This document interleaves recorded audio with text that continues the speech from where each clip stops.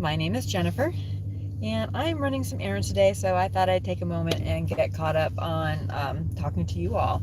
Haven't had time to do too many videos because my business has been getting busy again, so until I can add to the income on YouTube or through YouTube, because I'm still not monetized, then I have to give priority to the paying customers that buy my signs. And I do have links if you'd like to see what I do. I have it in most of my videos that you can scroll down and see in the description what kind of signs I do and everything. And everything's custom made. So made to order, which I really like, because then you don't have to worry about making something and then somebody not liking it, and then it just sits there not doing anything for anybody.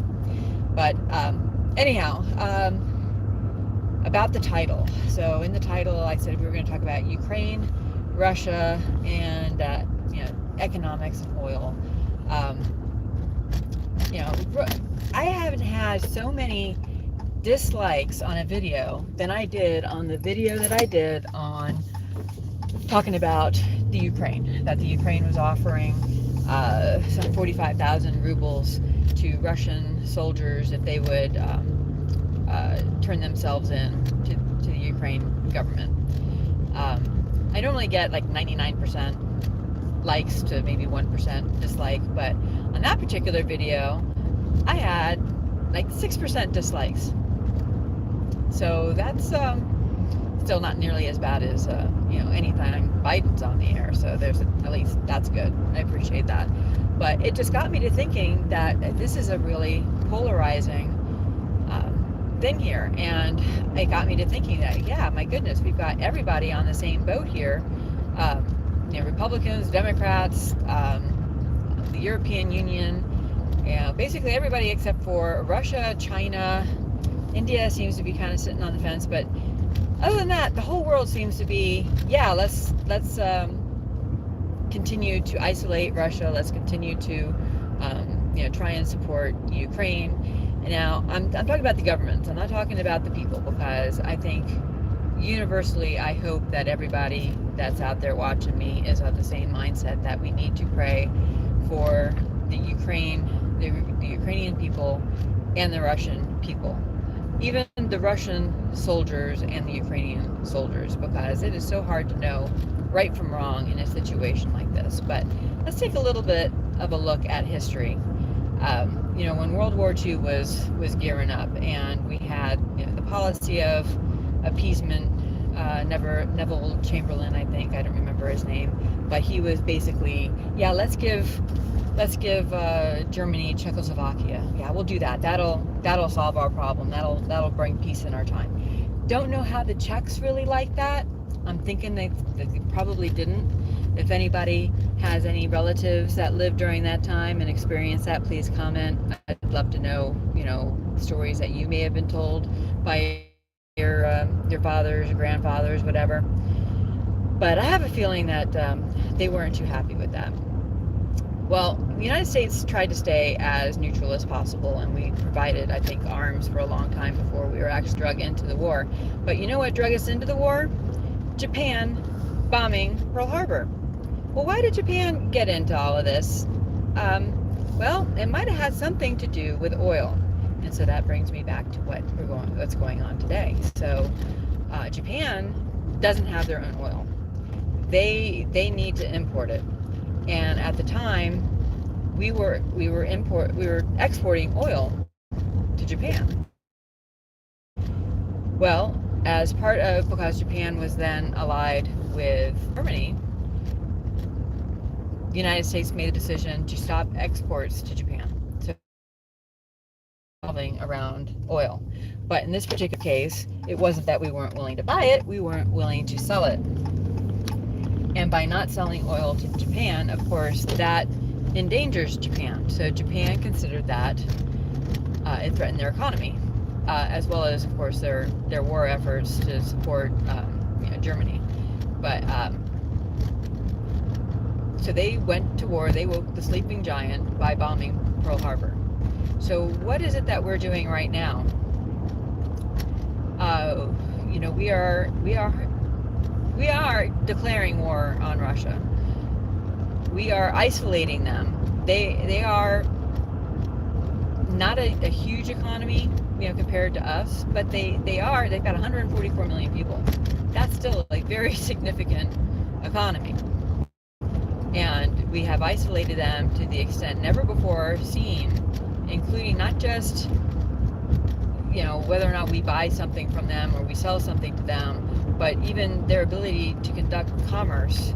We've just made it more difficult by isolating them from the SWIFT payment systems, by MasterCard and Visa stopping processing. I think that they're turning more towards China. China has their own systems. They don't just depend on us. They don't have Facebook in China, for instance. They've got the WeChat. So what that Facebook decided to cut off Russia? Did that really help anything? All it's going to mean is then they're going to move more towards China. That people are going to be using Chinese platforms and not American platforms. For the Russian people, I'm not saying that Facebook is a bastion of true news at all, but it is a source. It's a source that maybe they don't have to go anywhere else. And there is some news on there. I do see some real news. You got to use your discernment and figure out what's real and what's not real. But by turning off Facebook, by turning off the internet, by turning off all these things, the people on the ground, the Russian people, are only now going to hear what the Russian government wants them to hear. So I'm not sure how great this whole isolating thing is. And now, we were doing all these sanctions around Russia, except for oil. Well, it's expected today that Biden is going to announce we are going to stop buying Russian oil. Now, I don't think we ever should be buying Russian oil to begin with. I think that America has plenty of its own.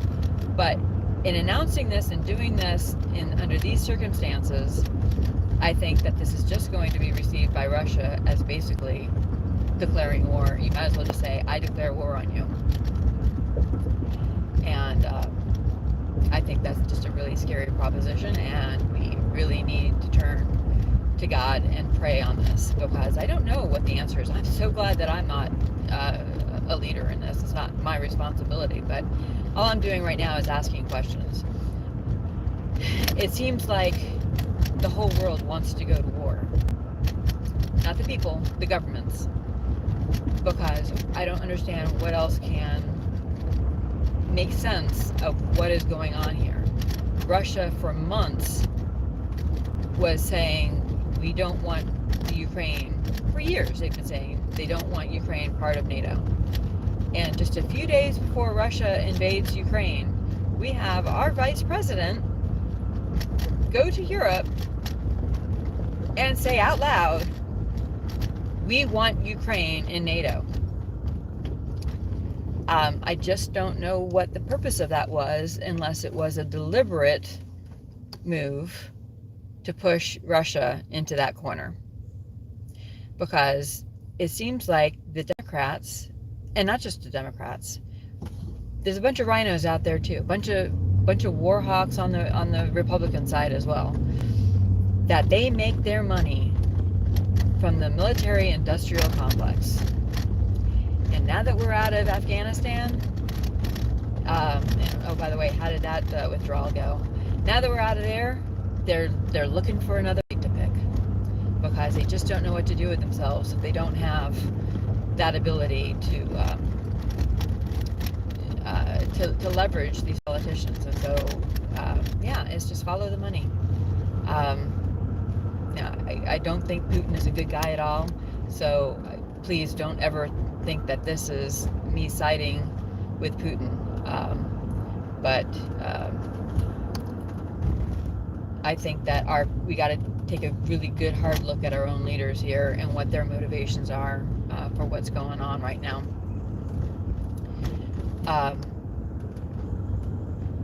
And we need to be as self-sufficient as possible. So wheat has gone up like 70%, I think, since the beginning of this year.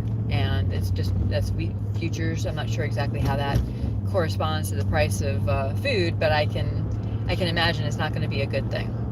So make sure you're prepared. Make sure you are stocking up on anything, on non-perishables. Can't really safely store fuel, so you're just going to have to deal with it. But make sure that you are stocked up on your food and supplies, anything that isn't going to perish with time. If you need repair parts, you need oil for your cars that you're going to need to change at some point. Fuel filters may come in short supply. All these things, because I don't think it's going to be very long before China is going to be a part of this as well. Because as I said, it's just them that basically is on the side of Russia. And India, I know, does not like China, but they've got over 1 billion people in their country as well. So I don't think they're in any rush to decide with the United States and get involved in a war here. So, but the very most important thing that we can do, if you're not a politician, is to get on your knees and pray. And there are so many examples throughout our history that when the people humble themselves before the Lord, that He will hear us and He will heal our land. I think that's in 2 Chronicles. I don't recall the exact verse, but right now we are just spitting in God's face, and so it's really hard to ask for God's protection and for His blessings when we are shutting Him out of our schools, we're shutting Him out of our public discourse, we are killing His children. Over 60 million babies have been aborted just in America since 1973. So the things that you can work on, help a woman who might be in crisis. You don't have to change the world. All you need to do is change one life. If you know someone who's in a crisis pregnancy, offer them help, give them support, direct them to things like CareNet, Save the Stork, Knights of Columbus, and then there were none if they're an abortion worker and they just want to get out but they don't know how they're going to earn a living. Offer forgiveness and mercy and a caring ear. But that, I think, can do more for world peace than an election even can. We have to change the hearts and minds of people, and we have to turn to God, and we have to pray. So I hope that you'll join me in that. It is Lent right now. This is the preparation time between, right before Easter. And I can't think of it any more of a perfect time right now than to prepare ourselves mentally and spiritually for the rising of our Lord, than to get on our knees and pray every day. The Rosary is a great prayer, to concentrate on that and to meditate on all the mysteries of the Rosary. But if you're not familiar with the Rosary or you're not comfortable with the Rosary, any prayer. God knows your heart, but you just got to give Him some time. And so make that time for Him. And God will heal us. I mean, miraculous things happen all the time, but we have to turn to the Lord. We have to trust in Him, and I think that is going to be the number one thing that we can do to help turn our world around here. So anyhow, I got to get on to my next stop. God bless, and I appreciate all the comments, and I will talk to you later. Oh, one last thing about the abortion and pro-life issues. I am going to be starting a new channel on the This Way Network. And my first show is going to be on the pro-life wins. It's called Rainbows and Silver Linings. And we're going to be talking about all the pro-life things that are going on right now in our country. And I have as our special guest, Kim from Headlines and Echoes. So if you remember her channel, her political channel was canceled by YouTube for being a little too on the nose with things. But she does have another channel called Chaos Coordinator, where she concentrates more on homeschooling, and she's a mom of 4 and caretaker of many, if you remember her spiel. But anyhow, I hope that you'll go over there and check that out. I don't have a link for it yet. It will go live later on today, and I will put a link in the description as soon as I have it. Anyhow, God bless, and I will talk to you next time. Bye. As soon as I figure out how to say goodbye.